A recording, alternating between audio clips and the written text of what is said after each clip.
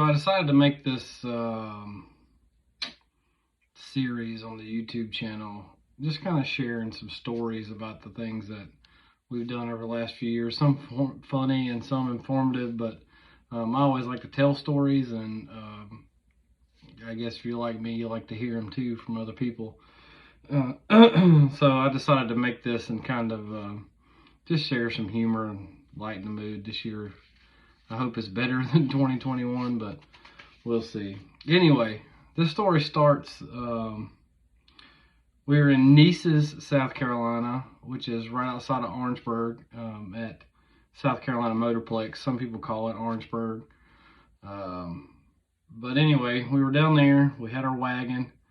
It's a big grudge race. There's probably 100 cars there. So, and we're sitting in the staging lanes. And Mike's in the wagon. Michael Basney, the guy that drives for us, he's in the wagon in the driver's seat. He's suited up. He's ready to go. And we're just kind of exchanging information about how he feels about the car, things that I need to do. I'm telling him what kind of tune-up I just put in it. It's kind of spicy. You know, if it's going to wheelie, it's going to do it during this part of the racetrack. If you get through that part, it should be smooth sailing from there. So be prepared for that.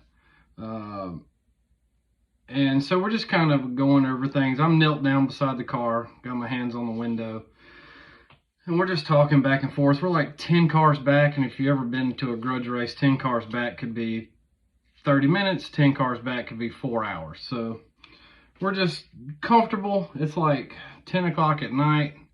The dew's starting to kind of set in, and it's just kind of comfortable. We've already made a couple of test passes. We didn't really have anything locked in for the evening. So we're just kind of hanging out, having a good time, whatever. Well, right behind me in the staging lanes, if you've ever been down there, the staging lanes are kind of narrow at South Carolina Motorplex. So when you get 100 cars wedged into the staging lanes, it can be bumper to bumper and kind of door to door, right? So there's a car here, we're here, and I'm knelt down between the two cars. And this car is like right here. The guy's got the passenger side door open, and I bet the door is probably an inch or two from my back. And I can hear him behind me working on it. It's Nitrous car. And I can hear him kind of messing around inside the car or whatever. And keep in mind, like I said, we're 10 cars back, which can be kind of a waiting game. So I'm listening to the cars go down the racetrack, trying to hear if anybody spins, trying to hear if anybody wheelies. And then they fire a torch up behind me. They're going to heat their nitrous bottle up. We've all did it. I don't prefer to do it that way anymore. I prefer to bottle bath or a bottle heater that's actually designed to do it. But they fired a torch up, whatever. I'm good with it. And the bottle's in the passenger side floorboard of this car, standing completely upright. It's not a lay down style bottle. It's completely upright in the passenger seat. And he's heating and heating and heating. And we're continuing our conversation. We're kind of laughing, cutting up. Cameron's there, which if you've never met Cameron Walls, he goes and races with us a lot. He does a lot of foot racing after hours. We're just kind of cutting up, going over everything, kind of having a good time. I think Cam was checking tire pressure, so he's kind of to my right, you know, at the left rear tire. And we're just kind of relaxed mood, right? Well, I hear this guy heating and heating and heating, and I'm not really, I'm kind of aware that he's back there and everything's going on, but I'm not really paying attention to what he's doing. And then all of a sudden, out of nowhere, I hear boom, and it's freaking loud. Well, I turn around to see what's happened, and he has taken off running, yelling, shaking his hand. And I look down, and the torch is rolling around the ground. It's still lit. And I look up, in the nitrous bottle, the pop-off valve has you know, the safety feature that some of them have in them. They have a little disc, little copper disc, that whenever it builds up too much pressure, it'll explode and then let all the nitrous out instead of blowing either the valve out of the top of it or busting the bottle itself. So the pop off has popped out, and it's kind of facing toward us out the door. It was facing directly at the guy that was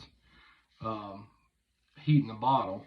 So I pick up the torch, turn the torch off, and just shut the door to kind of keep the nitrous from blowing all over us, you know, because it's, like I said, it's the middle of July, everything's already kind of humid, and then that nitrous is just making it cold in that area for a second. So I shut the door. This guy's done run off somewhere, and the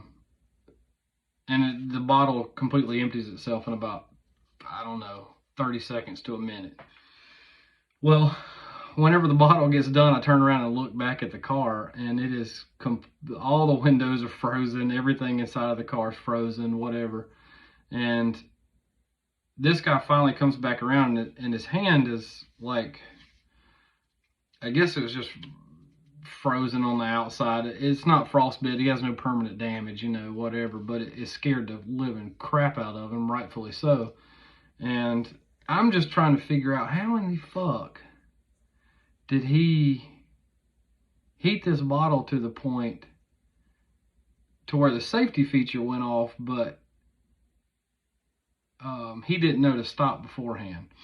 So he comes back over, he apologizes, whatever, and come to find out, he didn't open the valve on the top of the bottle. So without the valve on the top of the bottle, the gauge doesn't read correctly. So when they were in the pits, they put the bottle in the car, opened it, the gauge went to like 800 psi. They closed it back, and then when we went to the staging lanes, he started heating it up. He never opened it back again, so the needle never rose. It was stuck at 800 the whole time. So the moral of that story is, one, open your bottle so you're actually reading the correct pressure, and two, it's probably not smart to do it with a torch, especially in that kind of cluster of people. Like, and you don't really have to do it that far before you get up to race. So anyway, that was kind of a funny little story. But yeah, be safe with your bottle heating procedures. Shit can go wrong real quick. If that thing didn't have a safety feature in it, it could have blew the top out of it, busted the side of the bottle, fragments of stuff went everywhere. So be careful with that. But anyway, oh yeah, I was complaining about the pimples on my nose, so my wife hooked me up with this ordeal here. But anyway, Rob D, have a good evening.